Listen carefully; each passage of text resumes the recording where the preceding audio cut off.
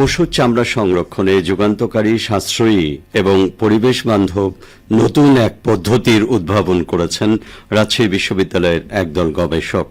এই পদ্ধতিতে লবণের পরিবর্তে পারএসিটিক অ্যাসিড ব্যবহার করে চামড়া 1 মাসেরও বেশি সময় সংরক্ষণ করা সম্ভব হবে। এতে শ্রমিকের প্রয়োজন কম হবে এবং খরচও উল্লেখযোগ্যভাবে হ্রাস পাবে।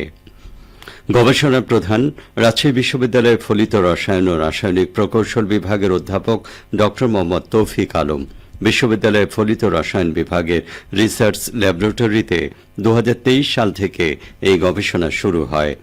গবেষণাটি আন্তর্জাতিক জার্নালে salt free preservation of animal skin and eco friendly approach শিরোনামে জমা দেওয়া হয়েছে। গবেষণার প্রধান গবেষক ড মোহাম্মদ তৌফিক আলম বলেন, এই পদ্ধতি যেমন পরিবেশ বান্ধব তেমনি ব্যয় সাশ্রয়ীও। কোরবানির পর চামড়া ছাড়ানোর 3-4 ঘণ্টার মধ্যে প্রতি লিটার পানিতে 2 গ্রাম পারএসিটিক অ্যাসিড মিশিয়ে 1 মিনিট ডুবিয়ে নিয়ে বাতাস বিরোধী অবস্থায় 15 ডিগ্রি সেলসিয়াস তাপমাত্রায় সংরক্ষণ করলে সহজেই 1 মাস পর্যন্ত চামড়া ভালো থাকবে।